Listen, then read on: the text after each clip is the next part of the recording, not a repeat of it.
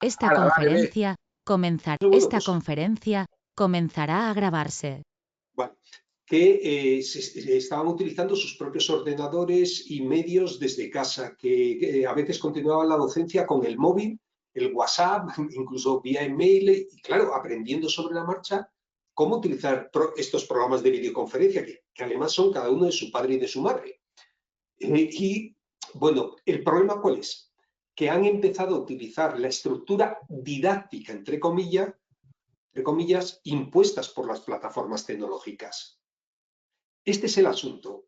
Es decir, no tienen o no teníamos mucha formación y mucho menos una formación crítica. Y entonces lo que se hizo fue adaptarnos a lo que nos daban gratuitamente hasta que nos decían, no, pero si quieres esto, tiene que ser pro. Tienes que pagar para pasar a pro.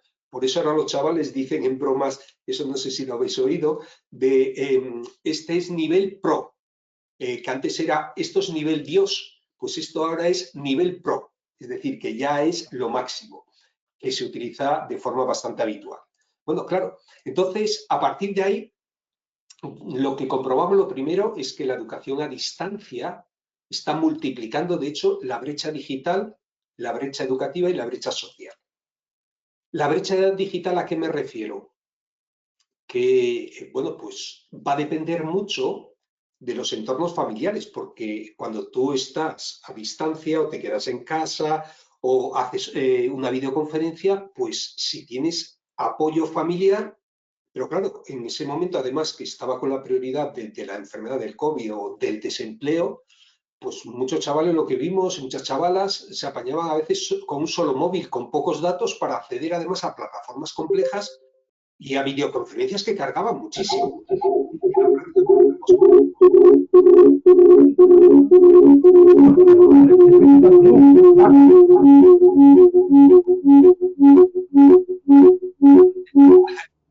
Digital, que nos cuesta tanto. Muchas gracias, Lupe.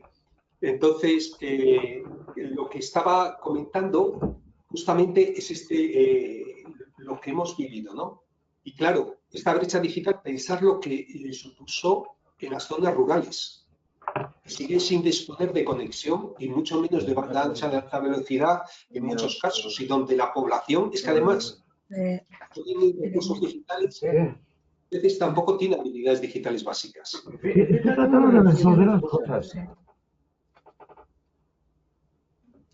Perdón, Lupe, o alguien comentaba. Podéis interrumpir cuando queráis, ¿eh? Bueno. No, un momento. Lupe, cierra el micro, porfa. Lupe, cierra el micro, que se acopla. Esto es lo que hacemos muchos y muchos chavales, que te conectas y te vas a hacer la cocina porque en ese momento no puedes y vuelves a cabo un rato.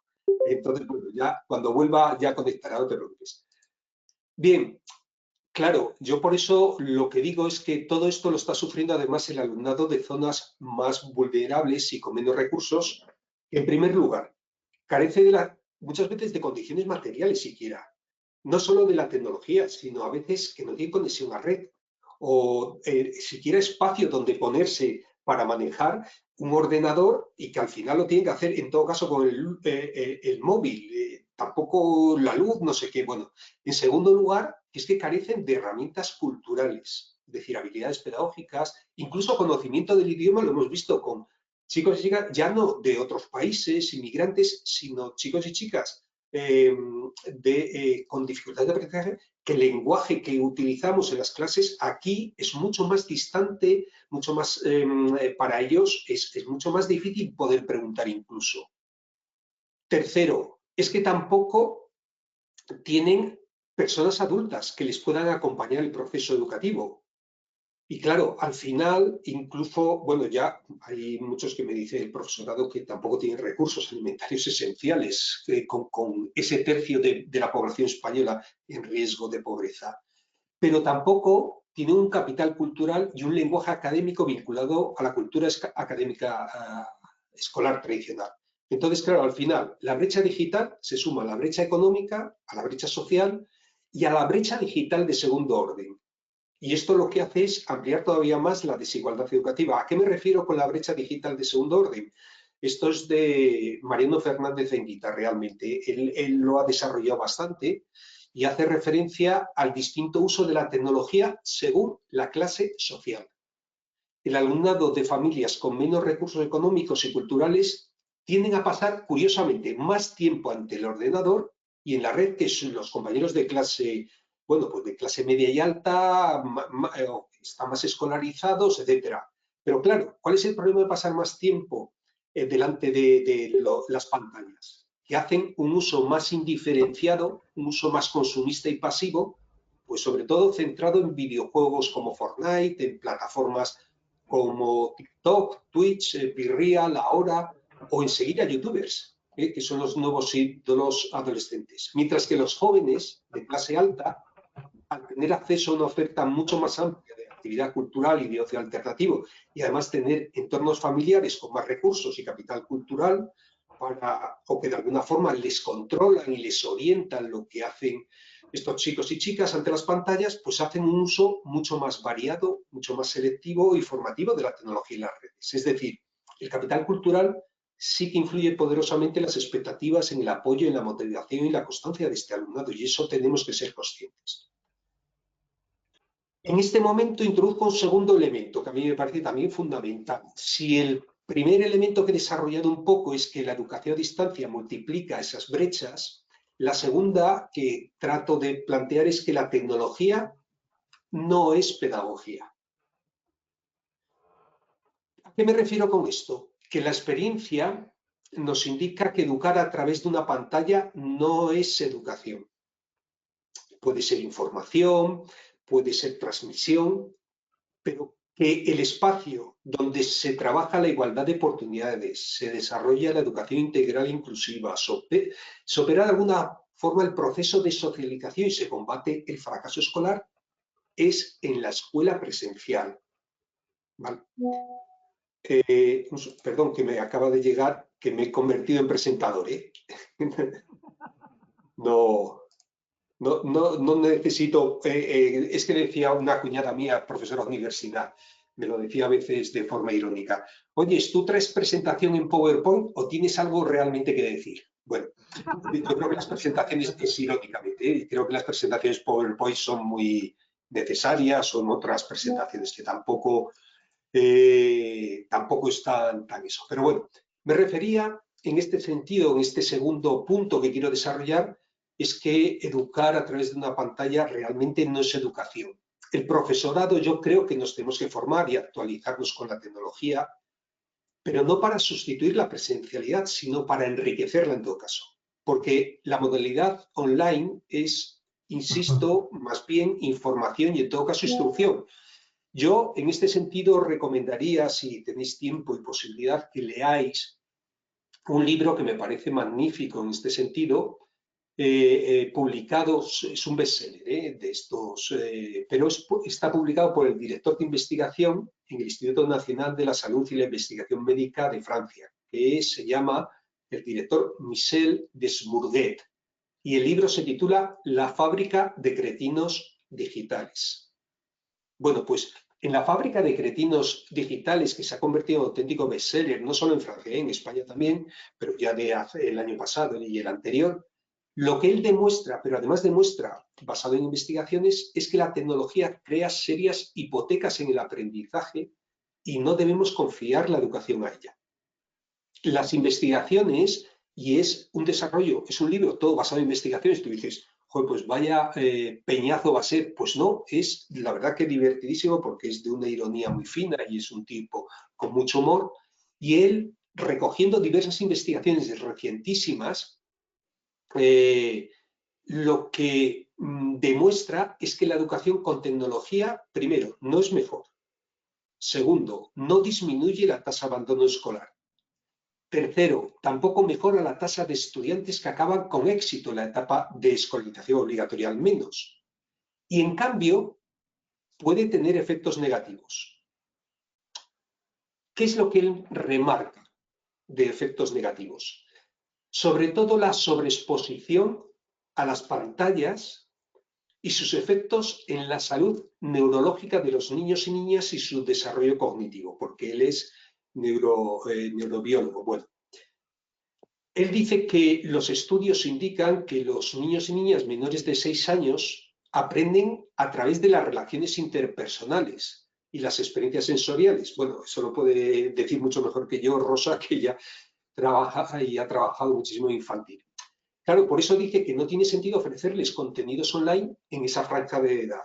Es más, lo que demuestra es que hay una relación entre el consumo de pantallas en edades tempranas y la inatención primero, la impulsividad segundo, la disminución del vocabulario, incluso el déficit de aprendizaje, las adicciones y problemas de vista, trastornos de sueño, etcétera, etcétera.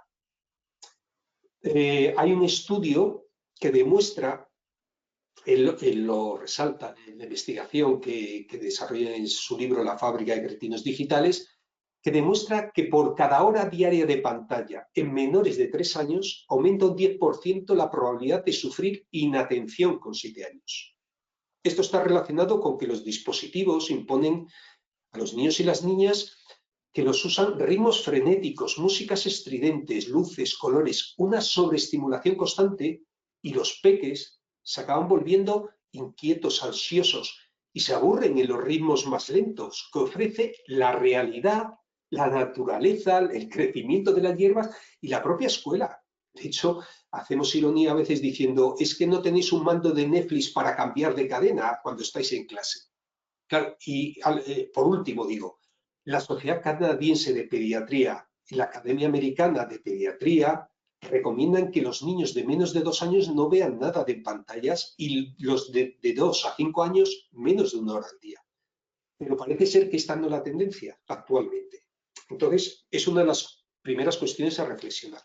Segundo, las pantallas tampoco son escuelas. Insisto de nuevo, nadie cuestiona el valor de la educación online como una herramienta complementaria a la educación presencial. Pero está claro que un modelo de educación online fuera de la escuela no puede sustituir a uno presencial, especialmente en las etapas de infantil, primaria y secundaria obligatoria. Lo que es el contacto, la relación directa, la comunicación, la interacción, la convivencia y la emoción es que son claves esenciales en el proceso de enseñanza y aprendizaje durante este periodo de la vida. Es decir, la educación es un asunto humano, no tecnológico. No hay cursos en línea que enseñen cohesión social, convivencia, democracia, justicia social o empatía. Es decir, no basta con introducir cacharrería tecnológica en las aulas como si eso constituyera la solución o la innovación en la educación. De hecho, lo que hemos comprobado con la pandemia es que la educación online a distancia solo resuelve problemas para quien no tiene problemas. Es decir, quienes tienen ganas de aprender, son ya autónomos y autónomas y tienen un entorno familiar favorable que les apoya. Para los demás, es que nunca podremos competir con los videojuegos y las series de Netflix. Las tecnologías, insisto, deben ser un complemento de las pedagogías, no confinar o subordinar las pedagogías a las tecnologías. La idea, entonces, ¿cuál sería? De propuesta, ¿vale? Y hago un pequeño bloque de propuesta aquí. Creo que la innovación educativa debe ser menos tecnología y más pedagogía. Concreto, el pleno derecho a la educación se garantiza no con cacharrería tecnológica, que es lo que nos han vendido los gobiernos, acordaros aquello de ahora el iPad, pero entonces el micro PC, un ordenador por cada alumno, etcétera. El pleno derecho a la educación se garantiza no con cacharrería tecnológica, sino con 3 decisiones políticas. Con 3. La primera, reducir las ratios escolares para poder desarrollar una educación inclusiva. La segunda, aumentar proporcionalmente y estabilizar el número de profesorado requerido para ello. Ojo, cuando hablo de profesorado también hay que añadir y dotar del personal necesario de limpieza, de educación social, de orientación, de administración, etc. Y la tercera y más importante, destinar cantidades escandalosas de financiación, no a rescatar bancos o a mandar armas o a fabricar armas y mandarlas a Ucrania, sino a la educación pública, pública. Y nunca nos tenemos que olvidar de este término, porque en Cataluña lo que han hecho es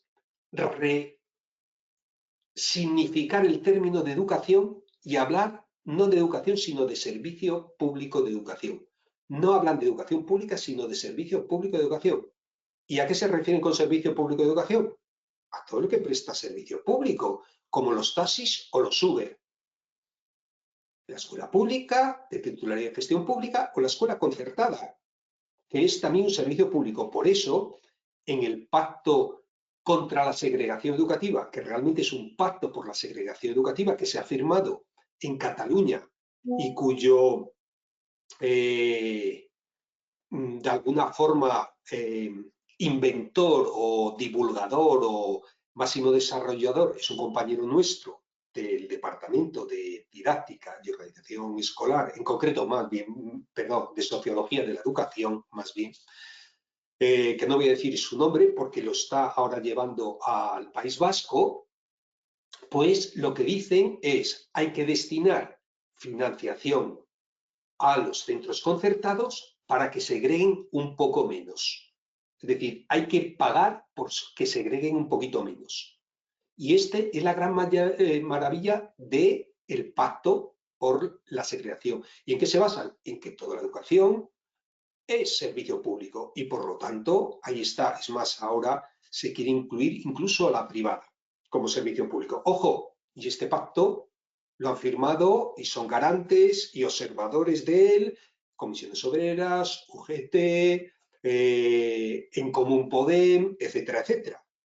O sea, por lo tanto, no nos llevemos las manos en la cabeza. Y pongo un ejemplo extremo para que lo entendáis, que yo creo que lo entendéis perfectamente, pero me parece que los ejemplos son maravillosos llevados al extremo. Es como si a un maltratador le pagaran dinero para que pegara lo normal a su mujer. Esto es lo mismo que están haciendo en Cataluña, ¿eh? Y además se encabronan profundamente si les discutes esto. Yo estuve hace poquito en una conferencia de Comisiones Obreras y estuve exponiendo esto. Bueno, aquello fue el acabose.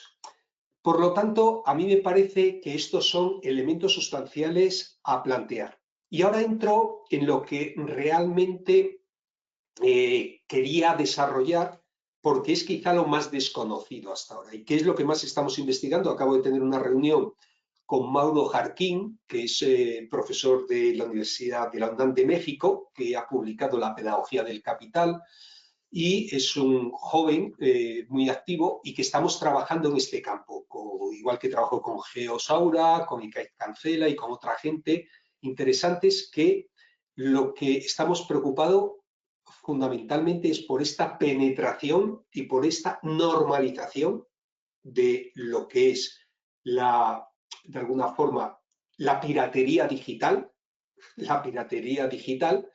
y cómo incluso nosotros somos partícipes como profesorado y vendemos el producto. Ya no hablo de las campañas estas de Amazon en la escuela que les hacemos donaciones para historias. No, hablo estrictamente de esto de la tecnología. ¿Y en qué consiste esto? Pues que las grandes multinacionales tecnológicas han aprovechado la ventana de oportunidad de la pandemia para asaltar la educación pública. De hecho, la educación concertada la tienen ya en sus manos, pero están avanzando.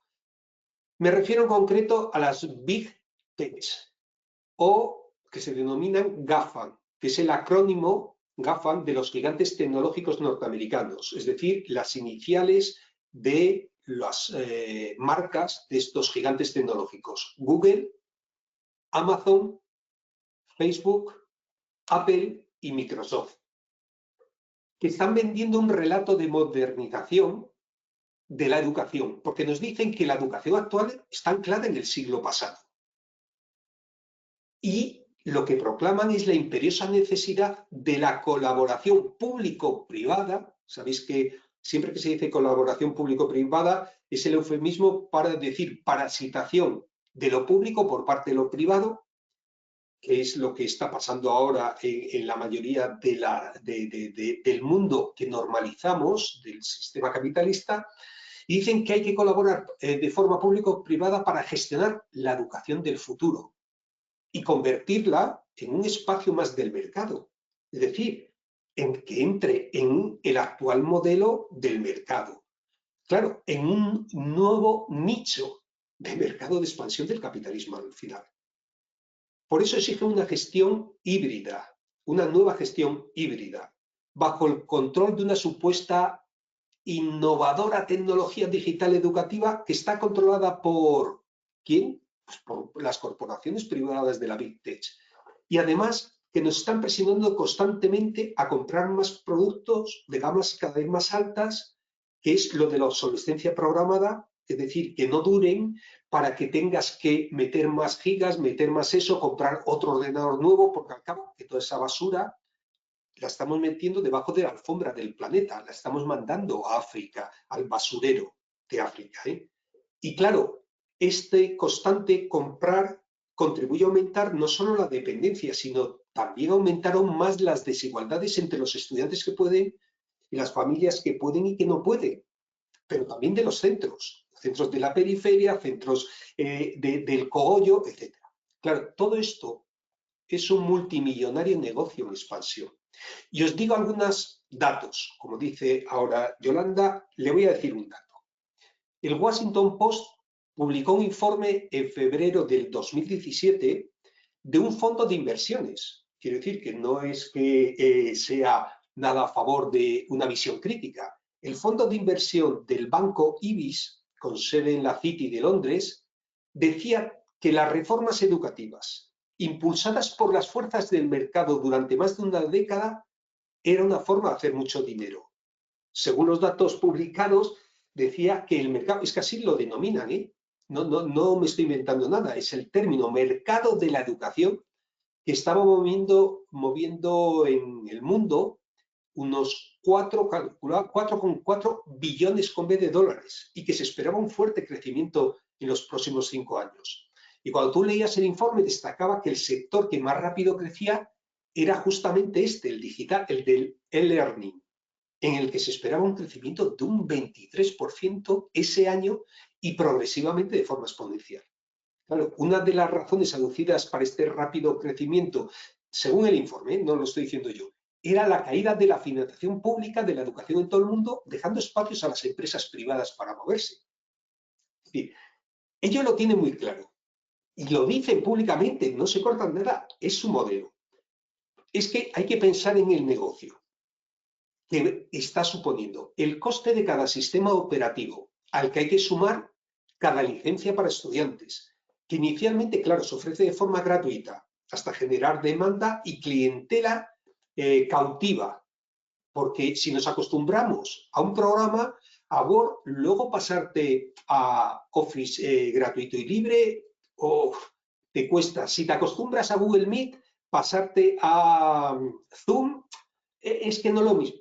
Claro, cuando ya tienen demanda y clientes suficientes, ya entonces te dicen, si usted quiere más de una hora de grabación de la sesión de Google Meet, tiene que tener la opción Pro, con costes mensuales añadidos. Claro, todo esto suma cientos de millones de euros cada año. Si a esto le sumamos otros costes de licencias de programas de videoconferencias, de elaboración de presentaciones, de plataforma de trabajo, el antivirus, que es indispensable para sistemas operativos privados y que es innecesario, si no lo sabéis, por regla general para el software libre. Claro, todo esto demanda pagar actualizaciones periódicas que siguen sumando a la cuenta de beneficios de las multinacionales. Además, muchas preguntas si tengo bien configurado el audio, porque no se oye bien. Es para ti, es un chico que está diciendo que tiene Vale. problemas. No, perdón. Pensaba, digo, igual es que no estaba yo. No. O que no me veis. Vale.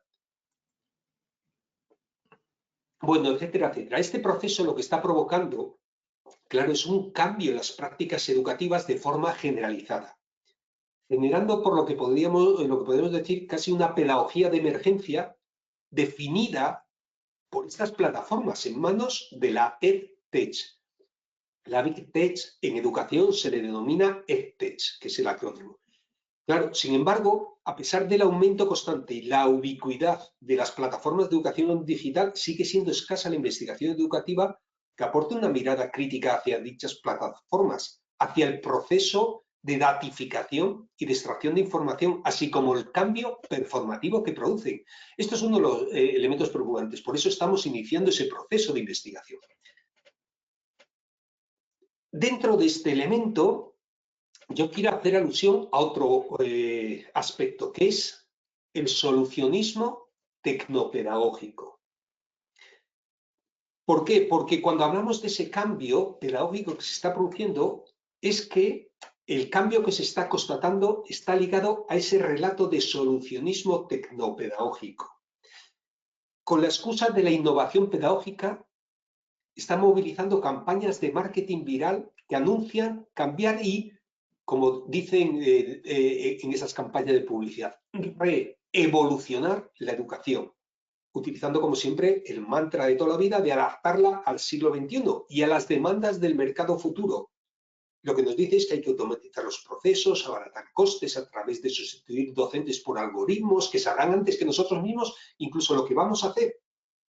No es que estén vigilando nuestro futuro, sino que están condicionando nuestro presente para que llegando el momento nos comportemos tal como imagina quien diseña ese futuro. Yo recuerdo un encuentro virtual a nivel mundial sobre este tema, ¿no? Y que empezaba anunciando, si solo queda un mes y ya somos más de 15.000 asistentes, batiendo récords de inscripciones. Eso me llegó por correo electrónico el anuncio de esa convocatoria para el encuentro virtual Educa Connect, denominado, fíjense en los términos, Reset Educativo, ecosistemas digitales para el desarrollo humano. Claro, todo esto era un encuentro virtual con sesiones sobre este tema, sobre la EdTech, centradas en innovación en educación, en nuevos contextos y demandas educativas, iniciativas de impacto y destinado a los, dicen, y me fijan si tal cual, educadores del siglo XXI, con el fin de reevolucionar la educación. Y claro, los títulos de las conferencias eran significativos. Recuerdo algunos, por ejemplo, el del ministro de Educación de la provincia de Misiones de Argentina, que es un ministro de Educación. El título de su conferencia era el modelo, por supuesto en inglés, Flipped Learning como base para el sistema educativo mixto post-pandemia. O el del director general de la Fundación Altran. Decía, es la Fundación Altran para la Innovación. Be Talent STEAM. Todo, si se dan cuenta, esta neolengua va en inglés porque inglés es el lenguaje del futuro. No piensan nada en lo que supone de colonialismo mental, pero bueno, eso sería para hablar en otro momento sobre el bilingüismo, etc. Bueno, y pongo también incluso, no solo de directores generales, de ministros, incluso de los propios académicos, la vicerrectora de la Universidad Nacional de la Área Andina, que titulaba su conferencia Soft Skills, habilidades y competencias para afrontar la cuarta revolución industrial. Claro, ¿de qué se hablaba en ese encuentro? Cómo aplicar al ámbito educativo la inteligencia artificial, el ChatGPT, el Big Data, el Internet de las cosas, la cadena de bloques, la computación en la nube. Claro, ¿y por quién estaba auspiciado? Pues lógicamente por quienes estamos pensando todos, por Microsoft, por Pearson, por Intel, por Business School, el Banco Mundial, OCDE y, claro, muchos de los grandes del partenariado corporativo en el ámbito educativo. Este es puede ser uno de los múltiples ejemplos de la venta de ese solucionismo tecnológico como relato de salvación educativa que están floreciendo ahora como los campos en primavera. ¿A quién cree que beneficia? ¿Qué cambios produce? Bueno, pues con esto voy finalizando porque quería centrarme en este aspecto. Hay cambios en las aulas y en la mentalidad. Hay un cambio de normalización de la anormalidad. Este cambio, la primera medida que incluye este cambio es dotar al alumnado de ordenadores de las grandes corporaciones. Comprar software privativo a grandes multinacionales en vez de desarrollar software libre o adquirir pizarras digitales y materiales informáticos para las aulas que muchas veces quedan prácticamente en desuso al cabo de poquísimo tiempo. Así, ojo, como pagar también ingentes cantidades de dinero a las grandes editoriales para que trasladen los contenidos de los libros de texto a formato digital, que es seguir lo mismo de siempre. Bueno, todos estos proyectos de educación digital, presentados además como la innovación educativa del futuro, ¿con quién han sido negociados? ¿Con quién han sido acordados? ¿Con expertos o expertas en pedagogía? ¿O con las comunidades educativas y sociales de las regiones que son los que lo están viviendo? Para nada. Con los lobbies de las Big Tech, con las grandes multinacionales fabricantes de software informático, con las grandes editoriales de libros de texto escolares que están pasándolos a digital y con los operadores de redes. Esto es con lo que se negocia actualmente las reformas educativas reales. Estas grandes empresas saben que un trozo de ese pastel de dinero público destinado a la educación va a recaer en sus manos. Es un negocio tecnológico que les puede aportar unos dividendos absolutamente extraordinarios a sus accionistas, beneficios provenientes de que millones de alumnos y alumnas reciban un material tecnológico pagado o bien por el Estado o bien por las familias, sean Chromebooks, iPad, tablets, mini PCs, con lo que sea, con software además privado preinstalado. Lo cual es que aumenta hasta límites exponenciales la dependencia, esa que decíamos al principio, la dependencia tecnopedagógica de esas multinacionales privadas, condicionando o podemos decir dictando no solo la agenda gubernamental de la tecnología educativa, sino la propia identidad de los docentes. Y es lo que comentaba al principio, muchos edudocentes, que se llaman así, se han incorporado a este tsunami entusiasmados e incluyen en sus perfiles en las redes sociales sus badges, sus certificaciones corporativas digitales como profesores EdTech.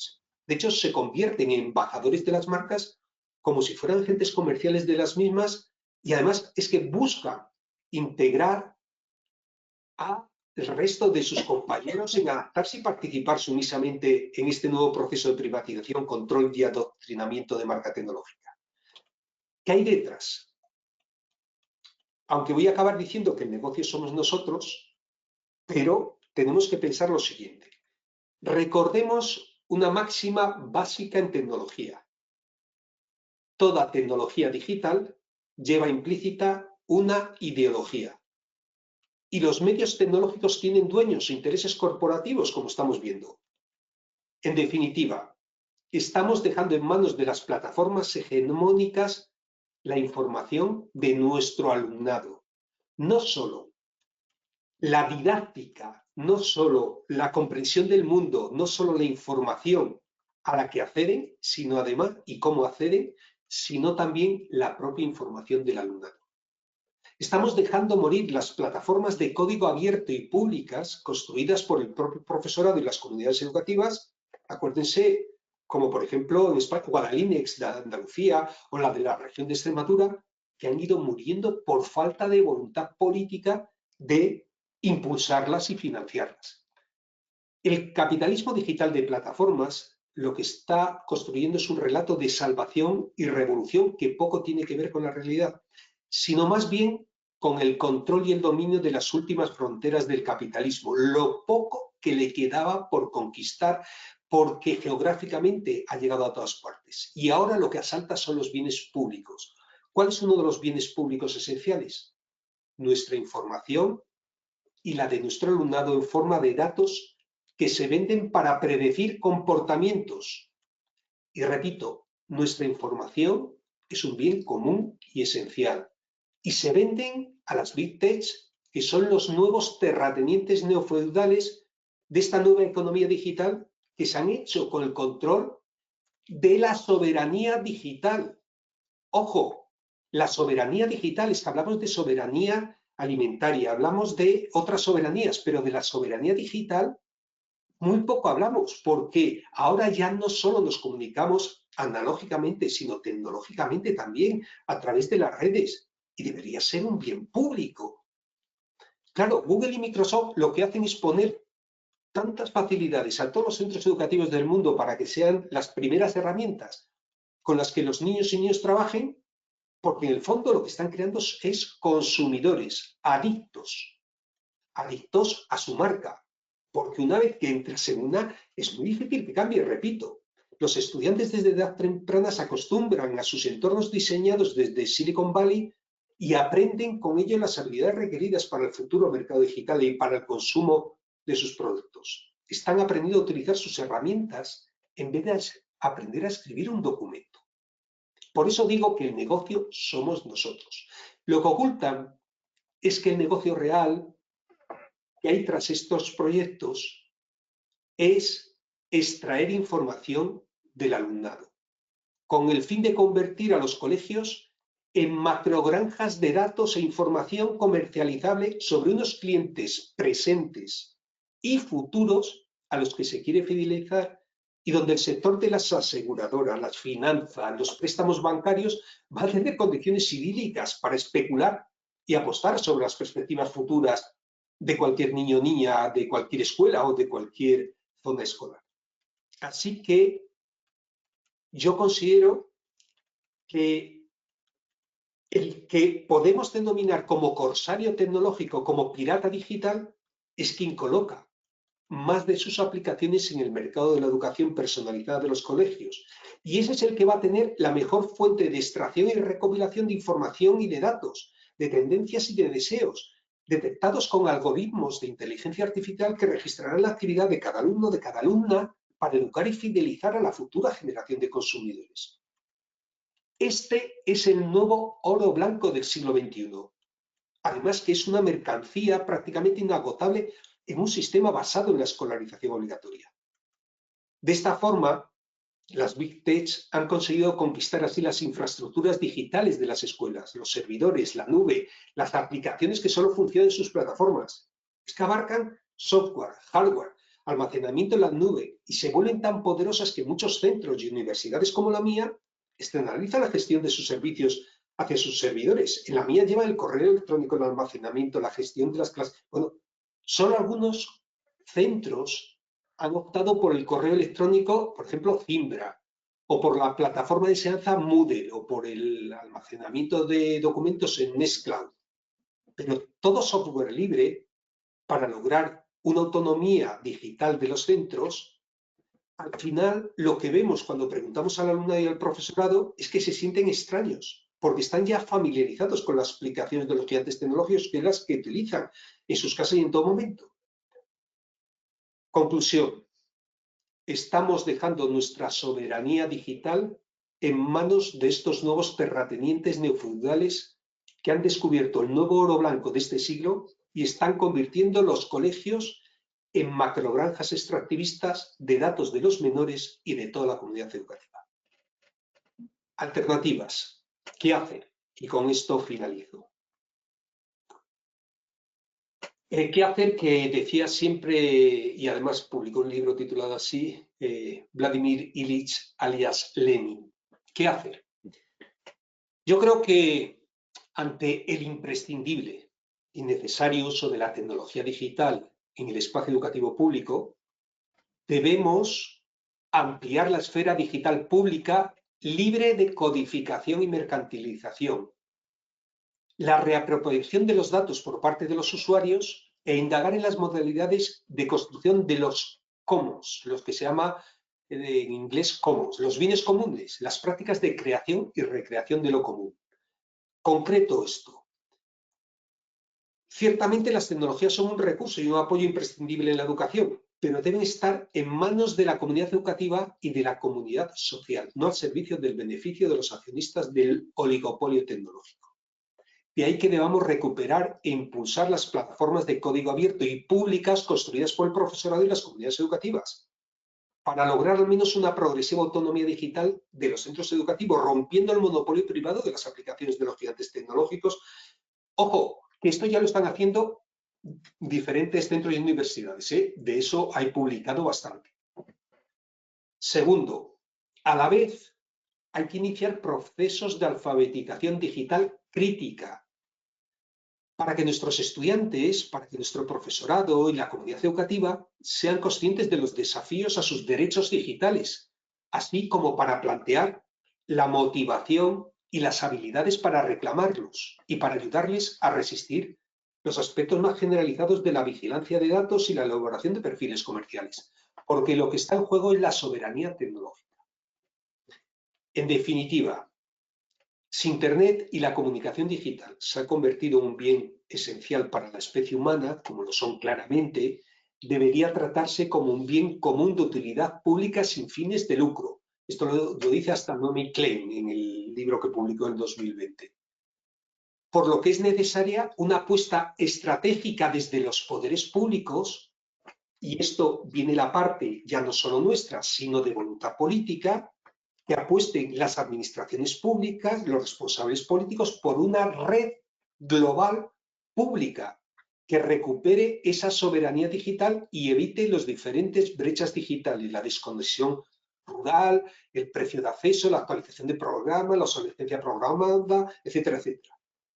Mediante dos vías lo pueden hacer, ¿eh? Yo no digo y no excluyo ninguna. Una, creando una red alternativa y mucho mejor que la actual, que sea pública, de titularidad y gestión pública, o bien sea nacionalizando lo que hay al servicio del bien común, como establece el artículo 128 de nuestra Constitución. Y nacionalizar me refiero a Microsoft, me refiero, a estos, no me refiero a otros, a Zuckerberg, a Bill Gates, etc. Es decir, esto ni siquiera es propuesta mía, ¿eh? No estoy, porque alguien dirá, joder, qué radical. No. Lo que proponen Mason o Morozov es avanzar hacia el socialismo digital democrático. Debemos tomar medidas normativas a nivel mundial, nacional y local para recuperar nuestra soberanía digital y tecnológica. Por eso, habría que empezar cuanto antes por socializar la nube y desarrollar infraestructuras digitales públicas, es decir, poner en manos del común los nuevos medios de producción digital, que diría el viejo Marx, para avanzar hacia la socialización de los datos y hacia la democracia digital como bienes públicos esenciales. Muchas gracias. Pasamos al debate cuando queráis.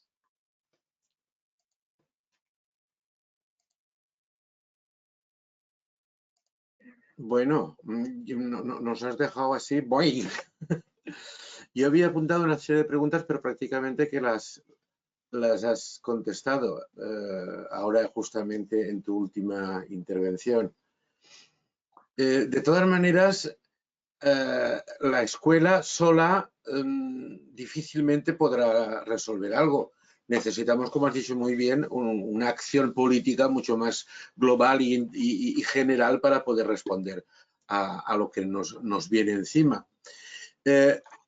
¿Cómo ves tú los partidos políticos actualmente, ya que estamos entrando en el periodo de elecciones, de cara a eso? ¿Es algo que les queda completamente fuera, que ni tan solo se han planteado, o hay algunos que tienen alguna propuesta en esta línea? Bueno, eso es como todo. A ver, el tema es, lo primero que dijiste es que fue que iba a comentar la primera frase que dijiste. Darte el micro. Sí, que habías más o menos contestado a la serie de preguntas que me estaba haciendo. Y otro, pues no recuerdo si he dicho algo antes. Es que te iba a decir una cosa que me pareció importante. Dila igual, que seguro que es interesante.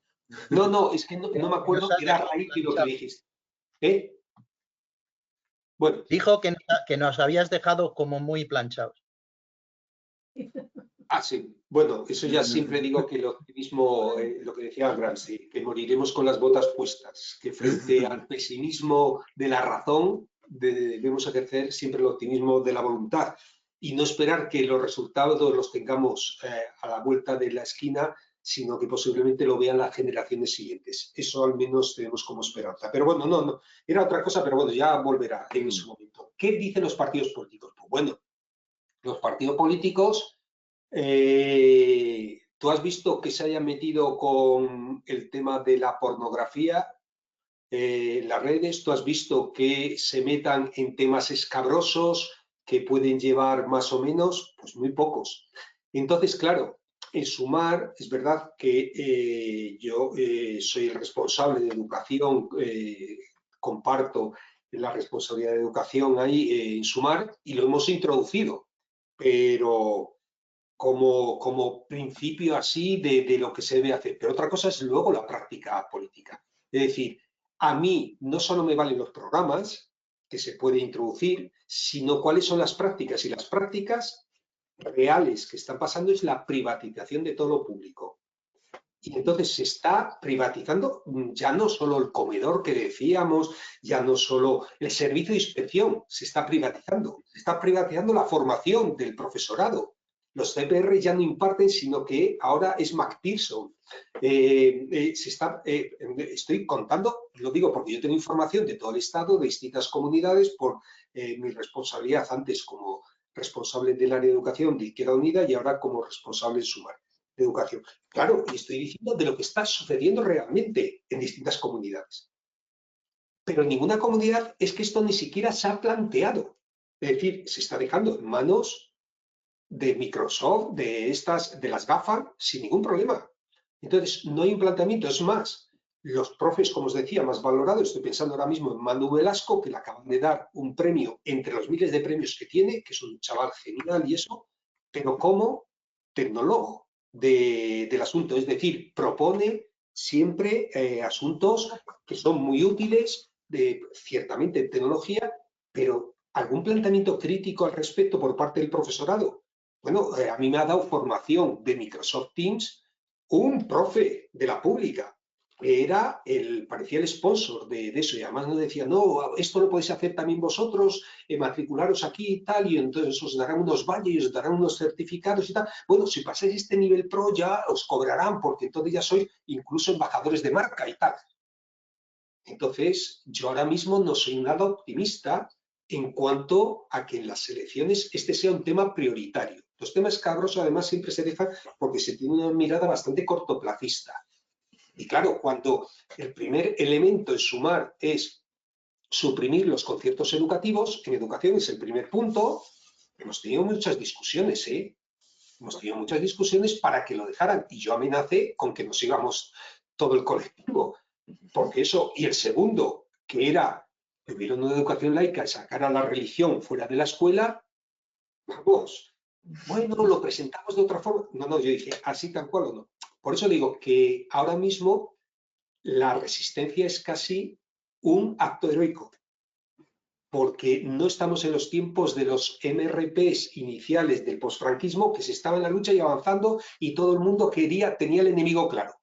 Ahora el enemigo somos nosotros y nosotras, es decir, ese neoliberalismo lo asumimos. Y yo conozco a muchos profes de la pública que llevan a sus hijos a la concertada y todos tienen una razón, os lo aseguro, todo el mundo tiene una razón.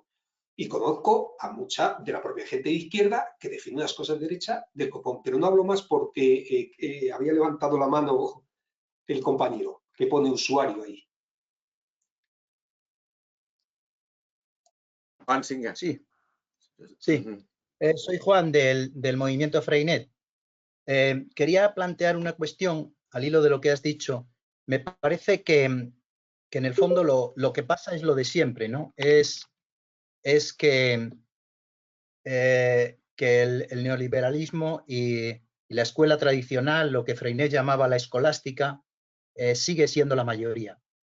Si la mayoría, el sentido común de la escuela es eso, es el contenido, es la memoria, es lo que valora PISA, si todo eso es lo normal, pues entonces que vengan ordenadores a hacerlo todo mucho más ordenadito y más lógico, pues no lo ve la gente nada mal, pues lo ve como que es mucho más eficaz y más eficiente.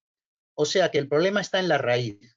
A mí me parece que hasta que no se extienda la idea de que la escuela lo que debe ser es emancipar, es hacer proyectos profundos de democratización, y hasta que eso no esté claro, no podemos luchar contra lo otro, porque si tú tienes claro esto, que son procesos profundos de emancipación, eso no lo puede hacer un ordenador.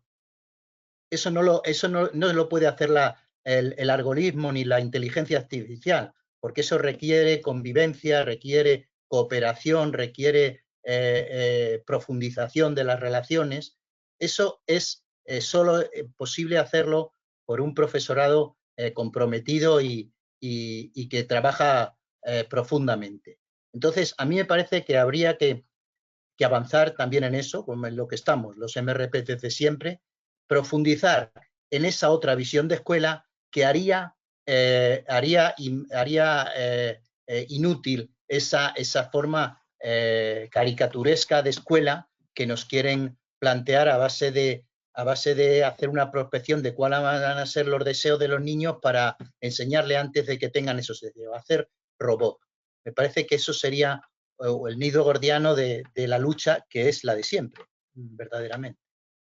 Estoy de acuerdo contigo, pero mientras tanto, nos planteaba más, y mientras tanto, ¿qué hacemos? El tema es que mientras... mientras tanto no, es ahora cuando hay que hacer eso. No, hay que luchar sí, también eso desde ya.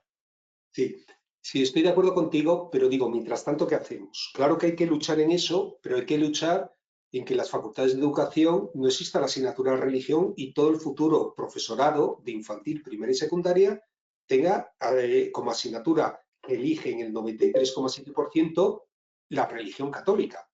Y luego van a eso. Habría que luchar porque la formación inicial, porque claro, es otro de los temas que somos responsables, Luis y yo, al menos de los presentes, no sé si alguien más, pero bueno, que somos responsables en la formación inicial del profesorado, donde esto ni siquiera se plantea. Entonces, donde ha desaparecido el término emancipación y ha sido sustituido por competencias, por emprendimiento, etc. Claro, tenemos que ir avanzando hacia eso, pero yo digo que todos los frentes y todas las luchas son necesarias. Y en este caso, que era el tema que aquí nos convocaba, claro que de fondo tiene lo que tú planteas, pero mientras tanto sí que tenemos que estar y resistir por lo menos a que nos introduzcan lo que son los software privativos, a resistir a que nosotros colaboremos además como profes con el negocio de la marca y nos imbuyamos en eso, a ser parte del asunto, porque es que es muy preocupante, porque los chavales más jóvenes, los profes más jóvenes, son los primeros implicados. Vanessa también quería hablar. Sí, bueno, yo estoy muy de acuerdo en todo lo que estáis comentando y diciendo, pero claro, cuando hablamos cuando Ramón decía, ¿y qué dicen los partidos políticos? No es que dicen, es que han hecho, porque ahora en el sistema público valenciano es Microsoft, toda la gestión de los centros se hace a través de Microsoft y yo ¿qué puedo hacer yo como profesora? Si en el claustro de 150 somos 4 los que cuestionamos eso y además nos miran con cara de ¿qué dices, no? Claro, es muy difícil porque, como tú bien has dicho, el enemigo no está claro, no lo vemos, no lo podemos identificar. Pero Fíjate fijaros que una cosa, en esto que tú planteas, lo que tenemos que generar es redes. En Cataluña se ha creado una red muy potente en esta línea, no solo crítica, sino de construcción de alternativas que se está además presentando. ¿La conocéis alguno o alguna? Bueno, yo he estado muchos años trabajando en Cataluña. Bajé hace 4 cursos y había estado 10 años antes allí en Cataluña y yo he asistido a esa degradación de la escuela pública, de la escuela pública en Cataluña y cómo la Fundación Bofill y compañía se ha comido literalmente a los centros públicos. Pero no conozco, Enrique. Debe ser de hace relativamente poco porque me he movido mucho no sé. Sí, por eso digo que la gente lo que está haciendo, y estos son asociaciones de padres y madres en colaboración con algunos docentes, quiero decir, quienes están impulsando, además, y han generado toda una plataforma alternativa, que el Ayuntamiento de Barcelona se ha dicho, muy interesante y tal, muy interesante, pero en la práctica, claro que todo el mundo pero eso es lo que tenemos que crear, es decir, buscar generar redes que no solo estamos los MRPs, sino que también hay mucha otra gente que está luchando y tenemos que conectar con ellos. Por ejemplo, Luis y yo hemos conectado con profes de línea crítica, de universidad y tal, y hemos generado una red ahí. Que da para poco, que da para eso, pero bueno, estos además son muy serios, ¿eh? Esta gente ha contactado con nosotros, ya les conocíamos, porque de hecho les habíamos citado alguna vez en esto, que llevan como 3 o 4 años trabajando, pero que además Y una de las cosas que está muy preocupado era con el tema de las pantallas y cómo influye en los niños y las niñas y cómo además estos lo están comercializando, etcétera, en esta línea. Entonces están generando incluso no solo crítica, sino propuestas alternativas de programas para ponerlo y que lo apoye la administración. Bueno, y ahí están, ¿eh? Quiero decir que entonces si queréis contactar con ellos os puedo poner en contacto, etcétera. Entonces, quiero decir que sí se está haciendo. Si os fijáis, de todo lo que yo he dicho, hay gente que lo está haciendo. Hay gente que lo está haciendo, pero claro, como decía Freire, hay gente pequeña en lugares pequeños, etcétera. Pero el problema es que no nos conectamos. Y tenemos las redes. Quiero decir que utilicemos la tecnología para el bien común, no para el saqueo. Rosa. En eso justamente iba yo, porque una plataforma que hay en Cataluña, yo estuve viéndola, pero luego intenté entrar en contacto con ellos y más o menos me iban diciendo que fuera de Cataluña les era muy difícil poder hacer cualquier cosa. Lo mismo ocurre en Francia, por ejemplo, en el tema de convergencias que estamos ahora también metidos, también tienen una plataforma que es una de las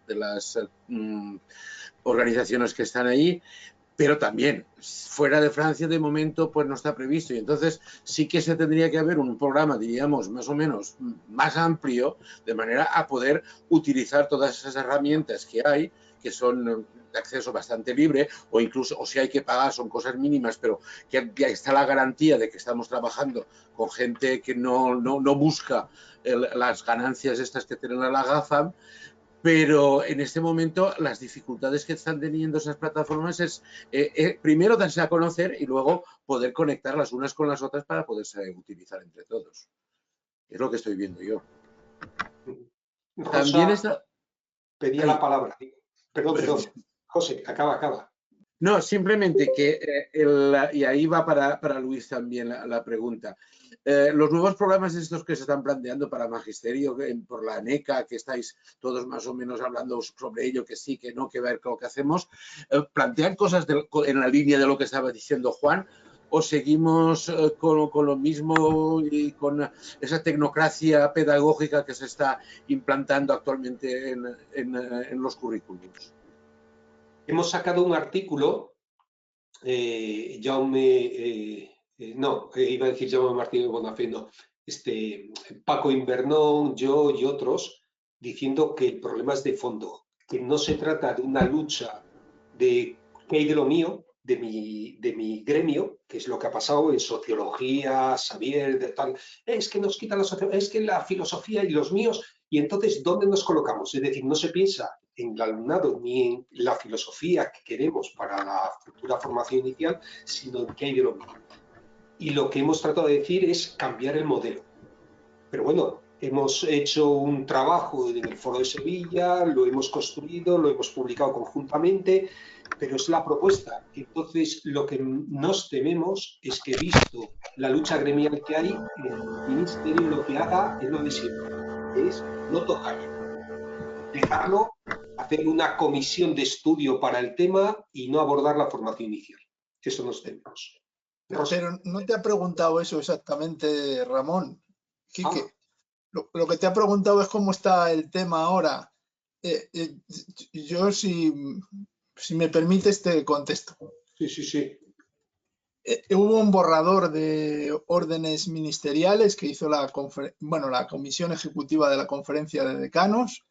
Ese borrador se quitó porque causó gran escándalo, porque ya sabéis que no, las didácticas de la matemática o de la lengua o todo esto tenía una presencia menor. En ese borrador había dos asignaturas, una de competencia digital y otra de tecnología educativa. Y yo creo que aquí está la madre del cordero. Claro, hay dos maneras de entender esto, que es lo que ha estado diciendo Quique. Una es la alfabetización mediática o la educación mediática. Esa postura cada vez es más minoritaria en las facultades de educación porque incluye el uso crítico de las redes sociales y de Internet, todas estas cuestiones. Y la otra es la de tecnología educativa, que va hablando del uso de los recursos digitales y de todo esto. esta línea, pues yo no conozco, no soy un experto en el tema, pero sí que veo que es la que más va avanzando continuamente en las facultades de educación. Y mucho me temo que seguiremos por ahí. Y consiste en lo que ha estado diciendo anteriormente aquí, que enseñar a manejar, bueno, programas, aplicaciones, etcétera, etcétera, y no cuestionarnos sobre los efectos que puede tener sobre el conocimiento y el aprendizaje.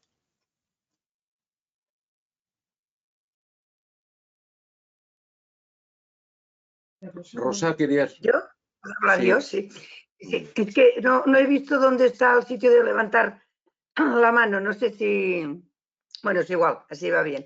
No, yo quería bajar un poco, digamos, al aula, ¿no? Porque es donde yo me siento bien y realmente donde a lo largo de mi carrera profesional es donde he visto que realmente puedo cambiar cosas, ¿no? Estando de acuerdo con el análisis que has hecho, Quique, también es verdad que esto nos puede llevar un poco a la desmovilización, por lo contrario de lo que tú creo que pretendes, ¿no?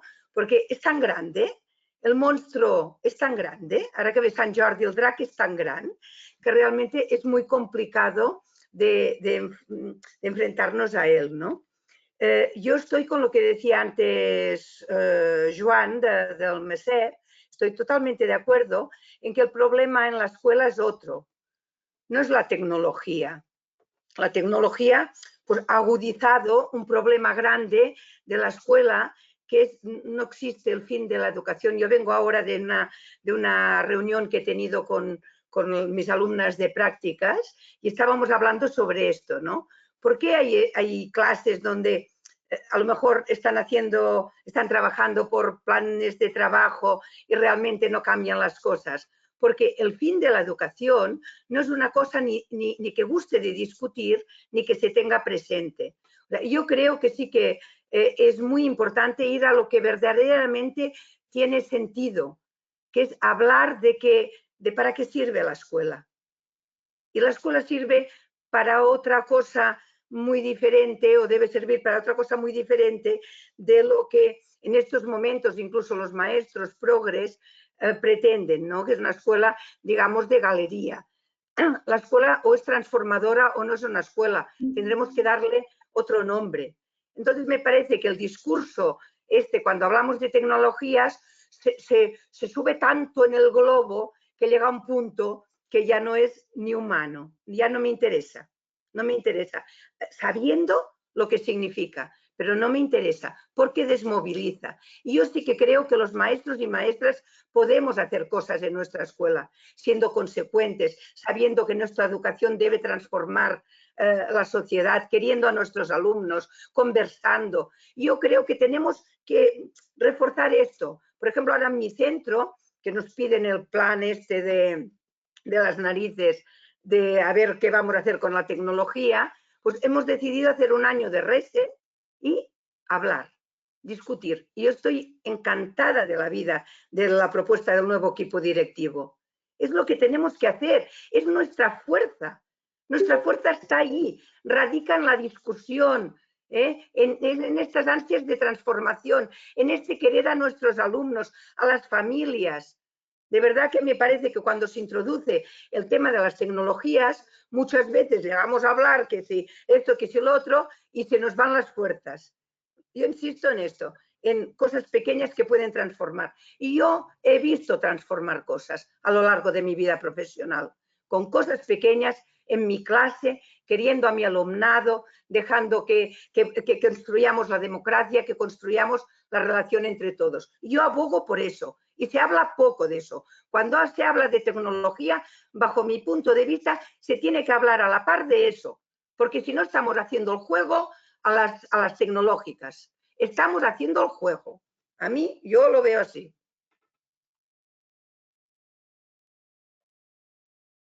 José Ramón, eso, el micro. Carmen, habías demanat la paraula, no?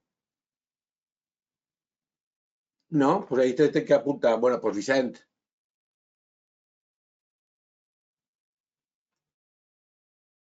Micro... Creo que estaba Juan antes que yo, leo aquí en el chat, pero bueno, como queráis. A ver. És Juan, el que ha demanat la paraula és Juan, no jo. Bueno, Bueno, como pero yo, Juan ya pone, Juan, tú pones usuario. como yo ya he hablado, pues puedes hablar tú antes. Vale, perfecto. Gracias, Juan. Muchas gracias. A ver, normalmente soy una persona optimista y me sabe mal hacer esta intervención, pero es que es lo que veo, es como lo veo. Aunque al final intentaré dar alguna visión más positiva, pero vamos a ver. Yo recojo de Rosa el planteamiento del gran dragón, tan grande, tan grande, tan grande, que bueno, casi nos escondemos bajo las piedras y a ver qué pasa. Es decir, nosotros, a ver, los MRPs ya hace mucho tiempo, cuando llegó todo lo que se llamaba entonces nuevas tecnologías, ya pusimos la alerta esa, nos dimos cuenta que no se trataba de sustituir el libro de texto por una pizarra, porque realmente, si nos damos cuenta, o sea, por lo que has dicho tú, Enrique, efectivamente, claro que las nuevas tecnologías no suponen una nueva pedagogía, ni siquiera pedagogía, es el libro de texto plasmado en unas pantallas y exactamente con la misma metodología, o sea que no hay ningún cambio y eso lo denunciamos.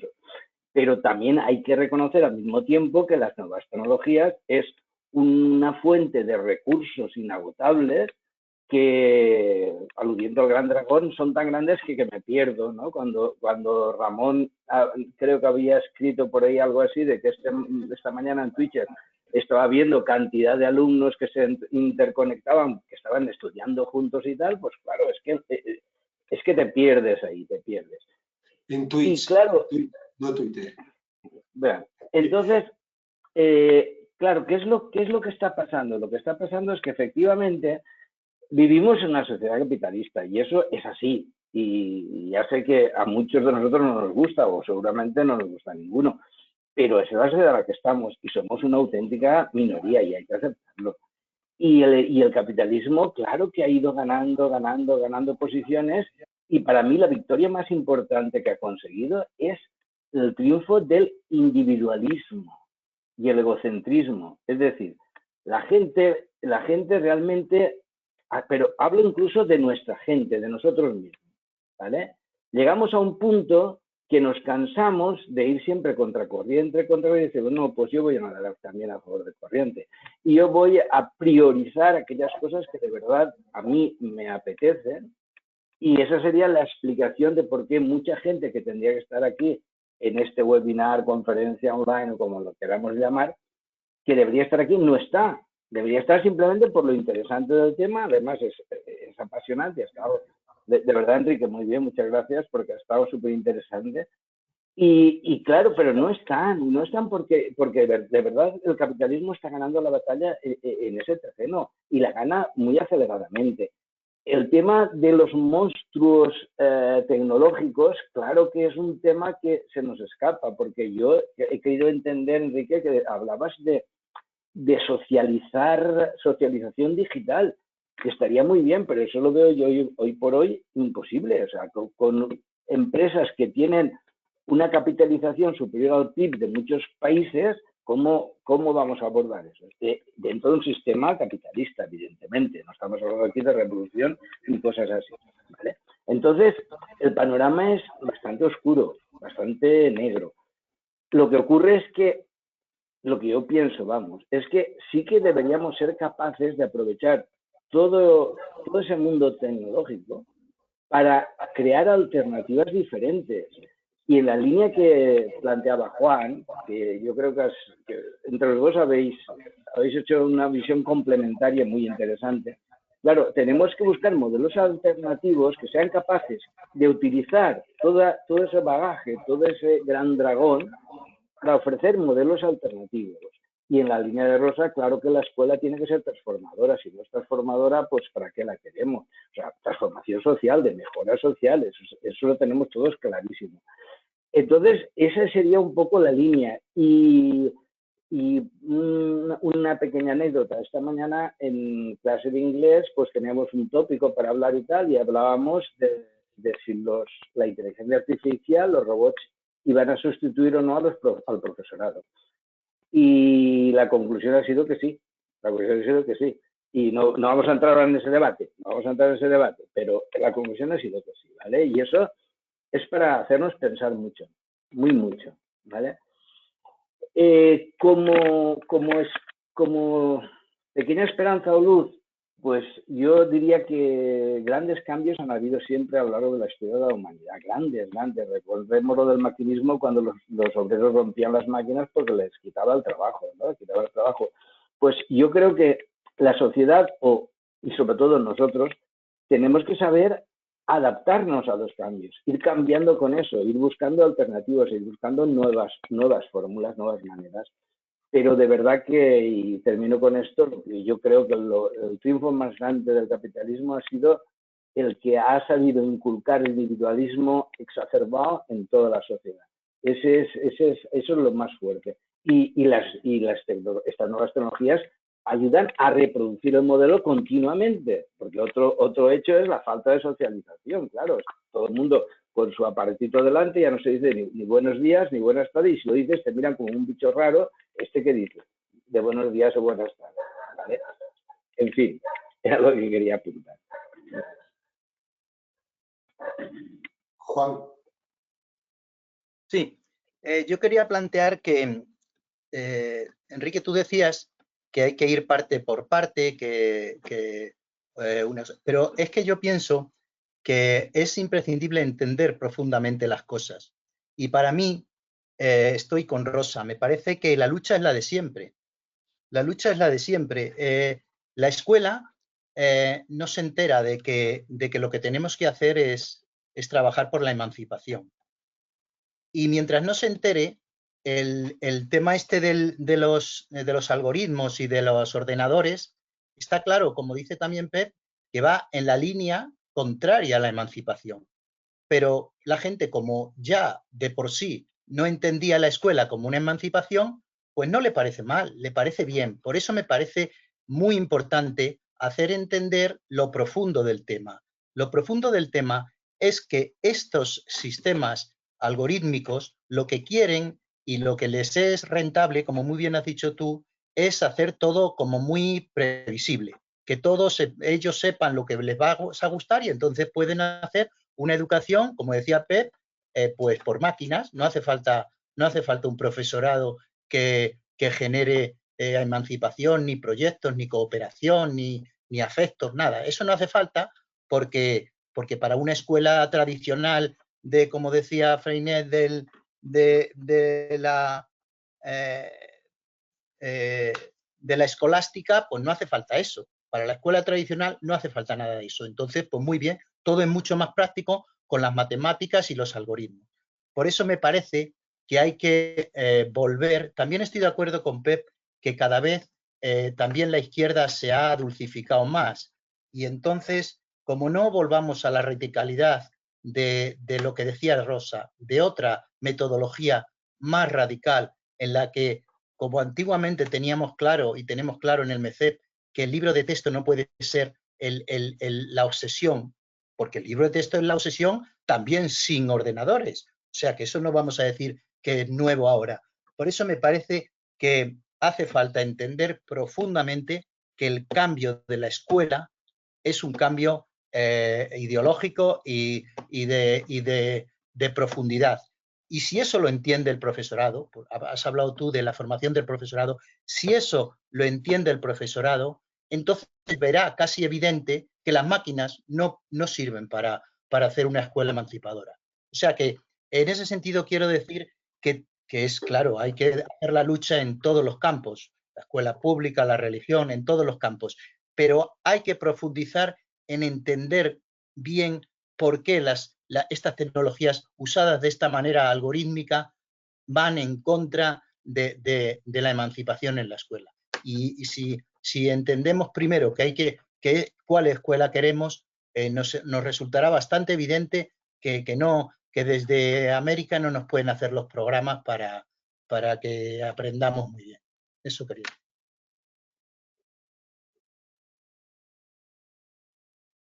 No hay ninguna palabra. Sí, Pere. Ah, Pere, ¿dónde está? Ah, no. En el chat no hay ni un... Pere sigue... Va, vale, pues Pere. Pero aquí, hola. Antes de nada, enhorabuena, Enrique, por la conferencia y perdonar porque he tenido problemas con... Se ve que ya me piden que cambie de móvil porque se me ha recalentado, se me ha apagado. O sea que funciona el tema de las grandes tecnológicas. La ideología de que los compañeros y compañeras que están en los centros tienen que estar convencidos de que la escuela es emancipadora, no lo sé, por lo que me cuentan, ya nosotros somos de los que hemos dejado la escuela ya hace unos años, lo que me cuentan siguen la corriente, van a lo más fácil y es que se lo ponen muy fácil. Me contaban Le hemos perdido. Se le ha vuelto a calentar el tío ese. La obsolescencia programada ha podido con Pere. Igual Pérez pensa que està parlant, Y pues seguramente, pero mira qué vamos a hacer. No, un missatge. Mensaje. A ver, WhatsApp, no lo tengo. Un chat.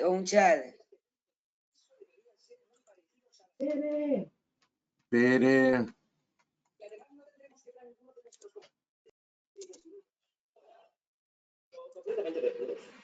No. Ahora has de sentir la tele. Pues nada, dejamos.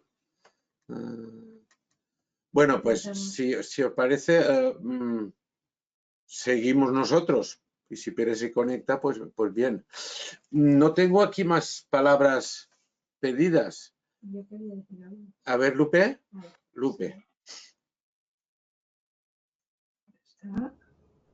Bueno, a ver si no me pasa como a Pere y también la obsolescencia programada me lleva.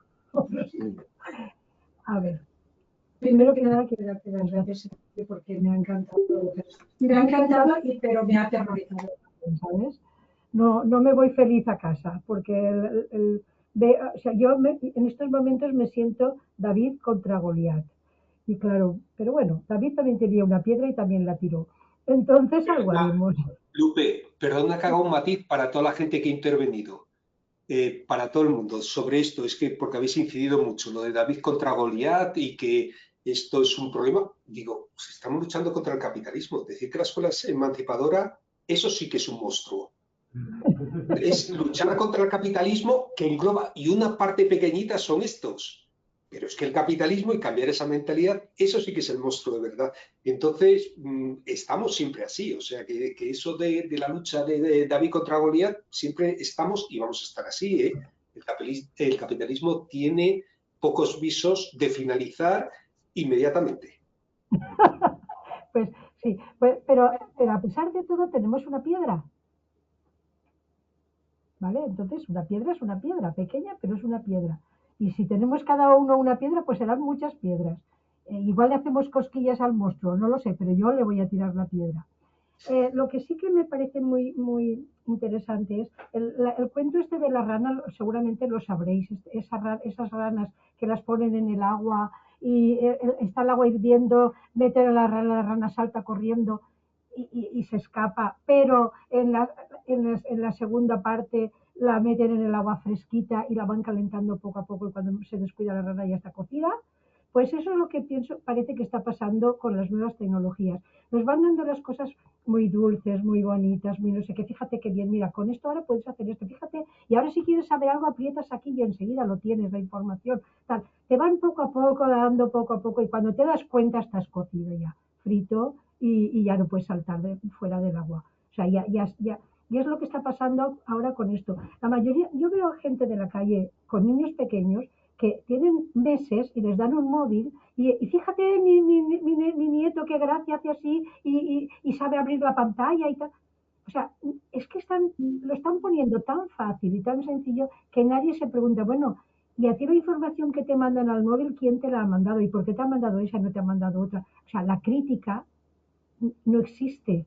Entonces, yo creo que es fundamental, o sea, las tecnologías están ahí, los problemas están ahí, todo lo que tú has comentado está ahí, pero alguien tendrá que decir, ojo, vamos a ver qué está pasando, por qué está pasando. Alguien tiene que ser crítico y alguien tiene que denunciar. Y los MRPs somos un grupito que deberíamos de hacer eso.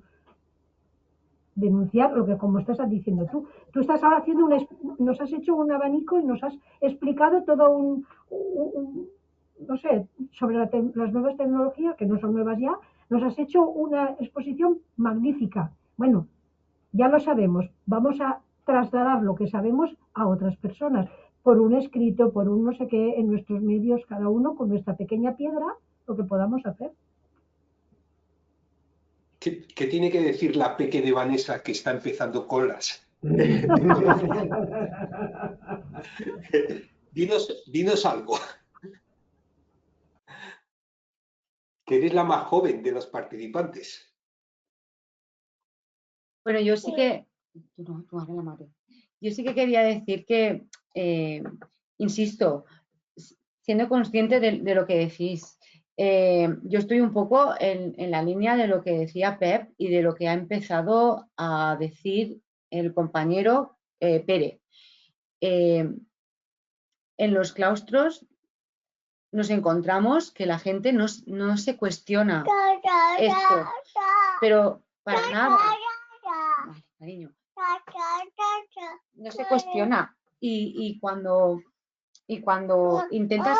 Espera, te doy silencio. Sí, una cosa sobre lo que estaba diciendo Vanessa. Yo siempre le digo a mi alumnado... Alzar la voz o resistirte, te viene el jefe de estudios, te viene dirección o te viene cada departamento y te dice, es que es normativo, es que lo tienes que hacer, es que no... Claro, y podemos ir a contracorriente, claro que sí, como vamos en otras muchas cosas en la educación, pero creo que necesitamos ese momento de reflexión y de conocimiento. Y por desgracia, a día de hoy, en los claustros no tenemos ese espacio de reflexión. Cuesta mucho encontrar el momento para hablar de estas cosas.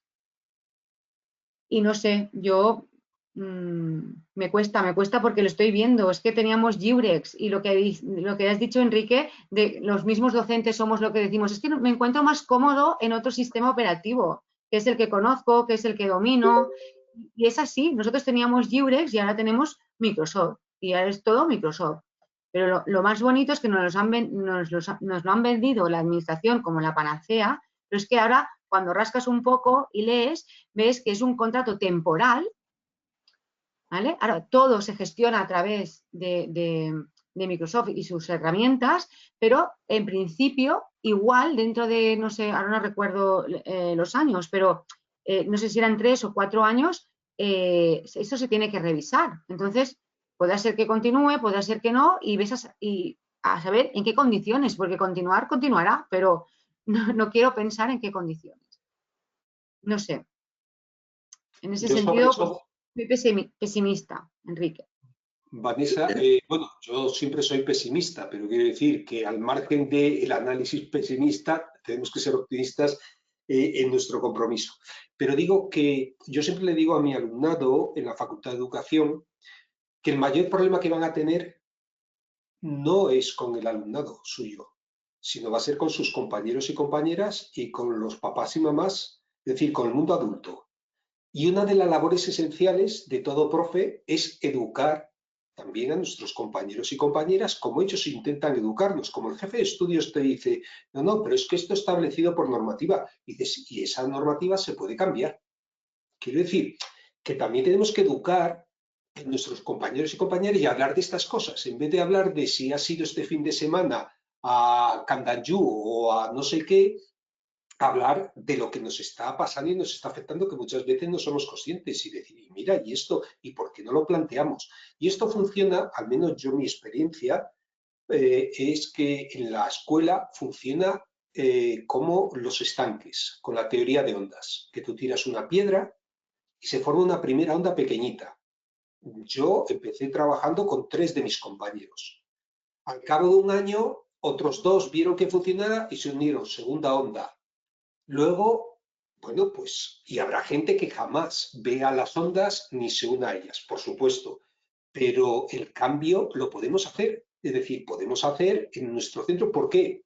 No solo con el alumnado estamos educando y trabajando educativamente, estamos trabajando permanentemente de forma educativa también con nuestros compañeros, compañeras, con nuestros equipos directivos, con nuestros orientadores y con los papás y mamás, que lo primero que te preguntan, efectivamente, ahora ya no es si el niño infantil sabe leer y escribir, sino si ya habla en inglés y si ya maneja los software de última generación a la puerta de clase. Entonces, bueno, parte de nuestra labor, y yo creo que también es esa.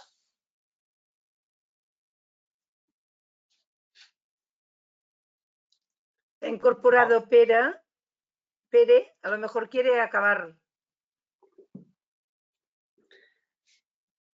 Dale. Perdonad, pero estoy a cero, se me ha recalentado. Estoy aquí con los cubitos de hielo debajo del... O sea que mi tecnología es terrible. Entonces, solamente quería leeros una cita de un filósofo coreano que ha escrito un libro que es No Nada, ¿eh? Y habla sobre lo que dice, las informaciones no tienen ni fisonomía ni destino, ni admiten un vínculo intenso. Por eso no hay del libro electrónico un ejemplar. La mano del propietario da a un libro un rostro inconfundible, una fisonomía. Los libros electrónicos no tienen rostro ni historia. Se leen sin manos. El acto de hojear con H es táctil, algo constitutivo de toda relación. Sin el tacto físico no se crean vínculos.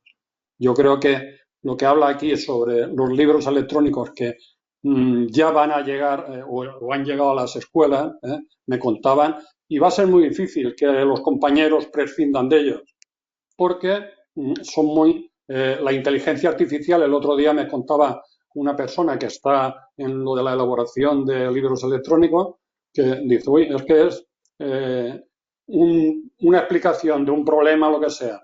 El niño o la niña dice que no lo ha entendido, rápidamente la inteligencia artificial prepara otra explicación adaptada al nivel que supuestamente tiene esa persona. Que dice que no, pues se lo repite más fácil y al final, claro, eso a ti, padre, madre, encantador. Al profe, pues le va a solucionar muchas cosas. Entonces va a ser muy difícil. Claro que tenemos que, bueno, si vemos nuestra historia, lo que hemos hecho para ir cambiando, para ir... Una cuestión con lo que dice Pere mientras retoma, que me parece muy, muy significativa. El tema de, claro, se lo repite, etcétera, etcétera. Es que cuando hablamos de educación personalizada, de inclusión educativa, nos referimos a esto. Con las ratios que tenemos, no podemos hacer esto. Lo hacen mucho mejor las máquinas. Pero no funcionan. ¿Por qué? Porque Coursera, por ejemplo, es la mayor fábrica de cursos digitales, de MOOC, de todo lo que te puedes encontrar, de clases particulares dedicadas a ti específicamente y gratuitas, ¿sí? No funciona. Todo lo que hizo el MIT, el MIT, no funciona. ¿Por qué? Porque solo funciona que te mantengas individualmente frente a la pantalla si tienes motivación, si tienes constancia, si tienes una serie de habilidades que no suele tener el alumnado que más dificultades tiene. Por lo tanto, no parece que esa sea la solución, pero sí está generando justamente ese modelo de estar tú solo ante la pantalla. Y esto es el individualismo y esto es una de las cosas que a mí me preocupa como fenómeno, porque creo que tiene mucho que ver con este modelo de educación neoliberal que está configurando un nuevo sujeto, el sujeto neoliberal. Es decir, que el capitalismo ha conseguido que este relato neoliberal sea visto como condición natural de la humanidad y se nos educa para elegir libremente, incluso desear pertenecer al sistema.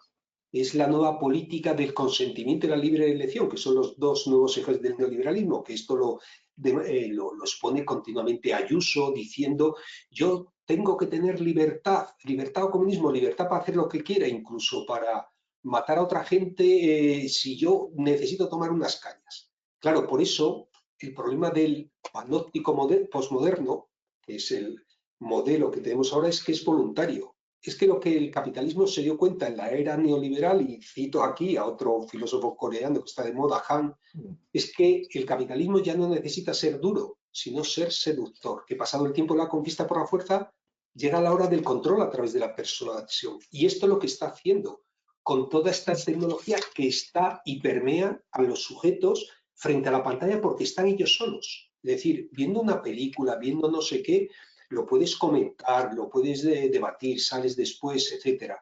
Viendo eso, pero ya cuando llegan los videojuegos, que tú eres el protagonista de la acción, cuando llega el curso, que tú estás ahí delante de eso y te va absorbiendo progresivamente y vas considerando que tú eliges eso, que tú eres el responsable y que además los demás no te tienen nada que decir a ti, prácticamente. Por eso la clase trabajadora se está convirtiendo a este modelo neoliberal mediante nos han instalado estrategias sin estrategias, es decir, esos mecanismos de educación del espíritu, el gobierno en la distancia.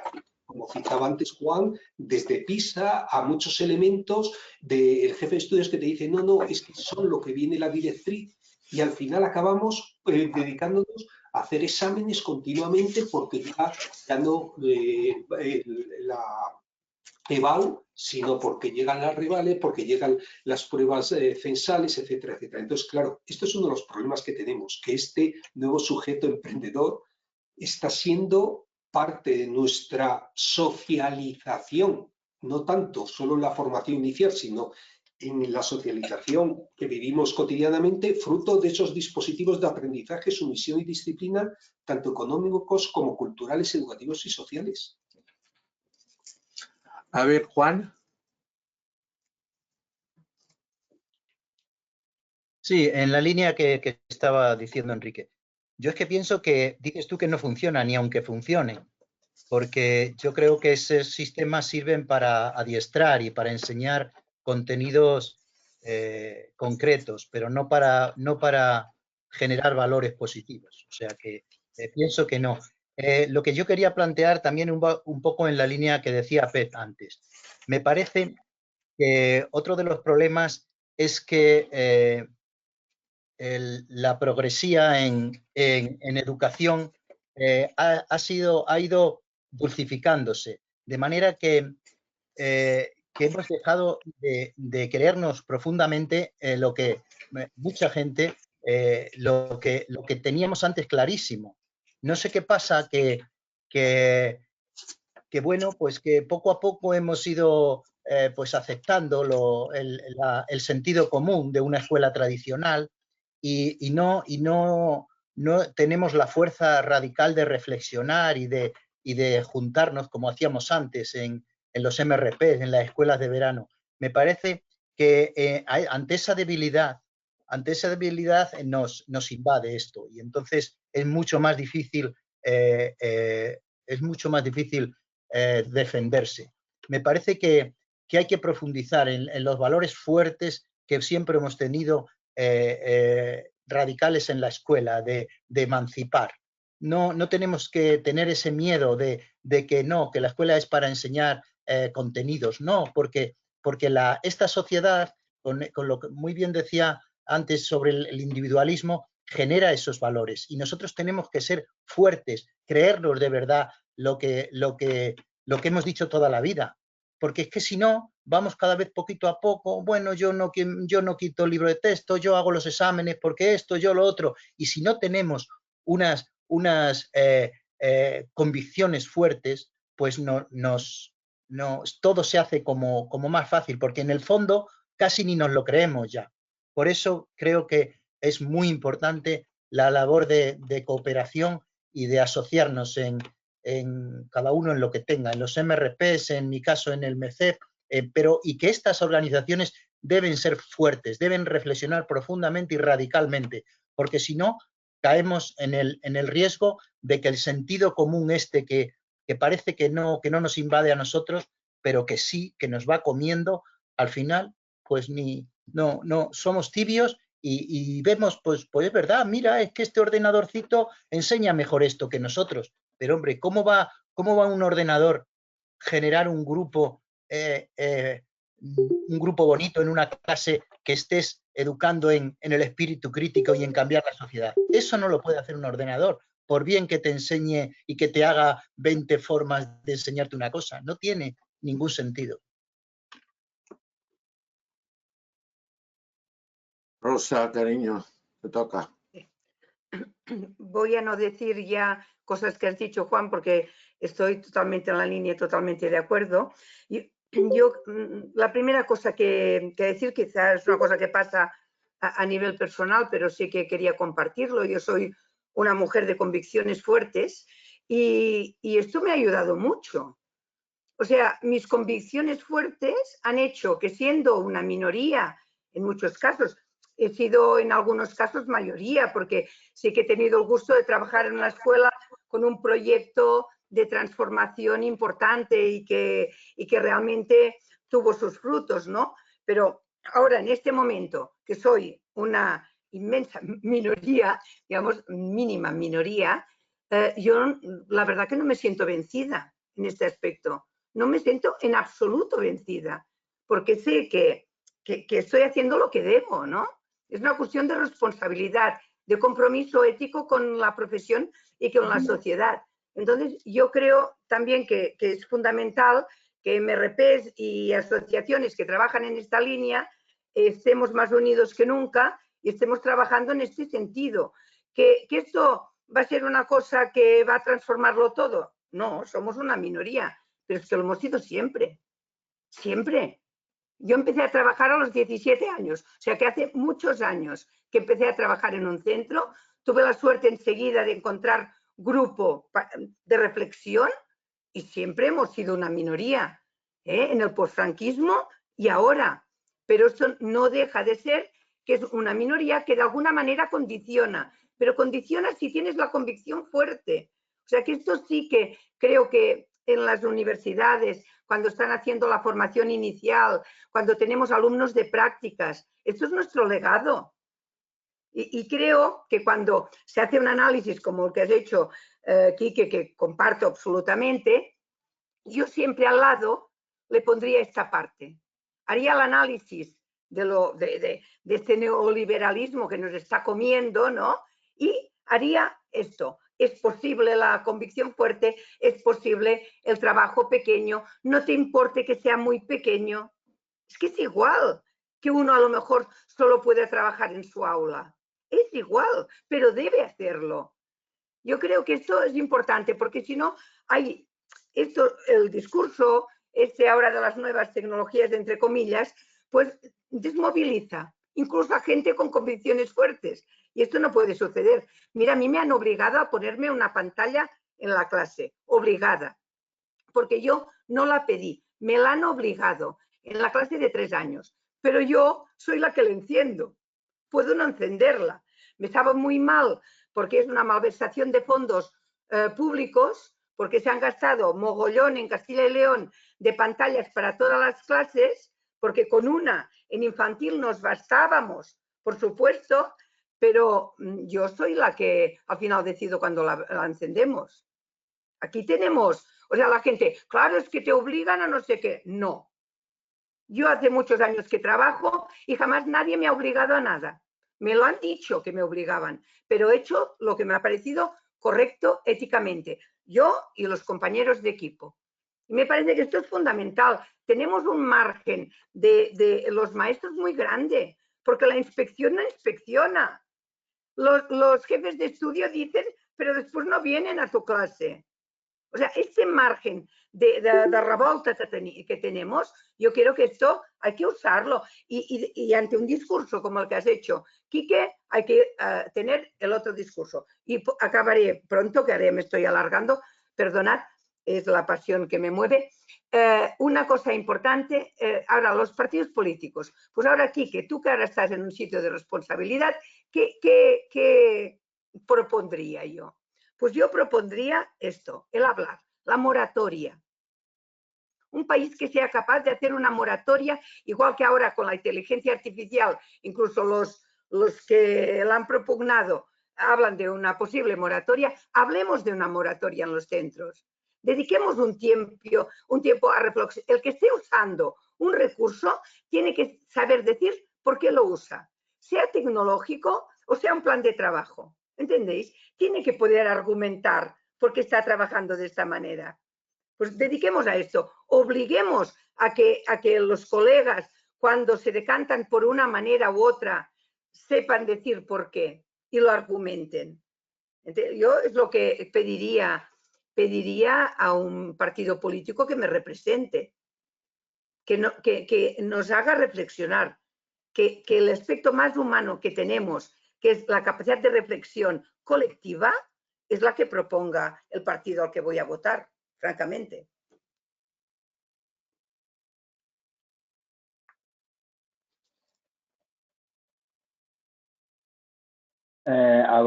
A ver, Ramón, creo que deberíamos ir terminando, ¿vale? Podríamos ir concluyendo ya, porque ya llevamos mucho rato y tenemos otras cosas que hacer. En eso estaba justamente, pero el gato que lo tengo por encima del teclado, en fin, ahora mismo voy.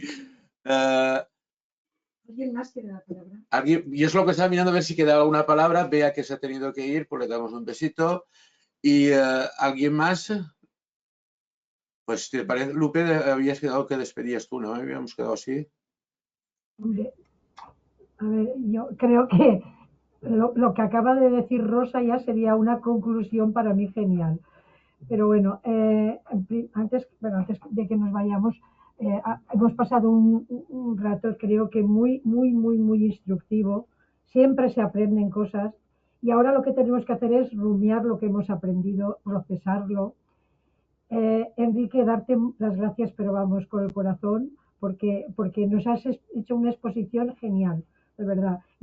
Gracias a estar grabada, yo la volveré a oír, porque yo ya tengo una edad que a mí las cosas se me van olvidando. Soy de la escuela esta de que tienes que ir apuntando lo que han dicho porque se te olvida y tal. Yo me quedaría solamente con tres frases de las que tú has dicho para terminar. Una, que toda tecnología digital lleva detrás una ideología. Y eso tenemos que ser muy conscientes. No solamente los que estamos aquí, sino transmitirlo. Esa una. La otra idea que me ha quedado así muy potente era que la información es un bien común y que como tal el uso de la tecnología debería de ser para el bien común, no para las grandes corporaciones que lo que están haciendo es un negocio brutal. Otro punto que también me ha llamado mucho la atención es la de que se convierte al alumnado, y yo no diría al alumnado solamente, sino a las familias y a nosotros también, en sumisos pagadores, que al final nos vamos a convertir en adictos a lo que nos den y lo que nos digan, porque es muy fácil todo, apretar un botón y tener la información. Y como muy bien ha dicho Rosa, cada uno desde nuestro lugar, algo podemos hacer, eso está claro. Pedirles a los partidos políticos y a las grandes corporaciones y a quien tenga poder, pedirles que lo hagan. Y para ello, los MRPs unidos deberemos de alguna manera, si lo pido yo solamente dirá, mira, Lupe, pues que diga lo que quiera. Pero si le dice el MRP de Valencia o el MRP o el MECEP de España si lo dicen asociaciones conjuntas y decimos, denunciamos esto, queremos esto otro, ya no es lo mismo. Entonces yo creo que desde hoy, de lo que hemos hablado aquí, se debería de hacer un pequeño manifiesto y en cada uno en sus lugares donde pueda, que pueda hacer esa difusión y esa denuncia, ¿vale? Y me quedo también con la palabra humanidad. La humanidad no se puede... Igual que estamos hablando de que luchar contra el capitalismo es tremendo, yo creo que luchar contra la deshumanización es algo muy importante. La humanidad es primordial, es lo más importante. Nosotros estamos trabajando con niños de 3, 4, 5, 20 años, 30, adultos incluso. Bueno, pues el ser humano va por encima de toda la comercialización y eso lo debemos de transmitir también. Ya no sé qué más deciros, pero daros las gracias desde luego a todos y a Enrique otra vez porque, vamos, estoy encantadísima.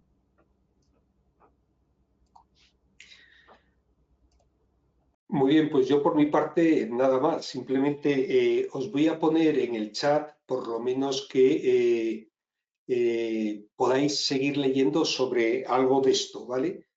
Que entonces, al menos para leer, que al menos pueda servir por seguir trabajando sobre el tema.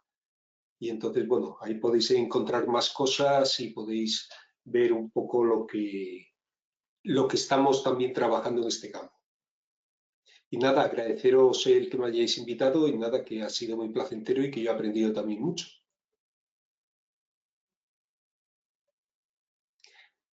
Hasta Pues luego, nada, besitos. Besitos para todos. Ale, chao. adiós, bye bye. Gracias. Gracias. Gracias. Hasta luego.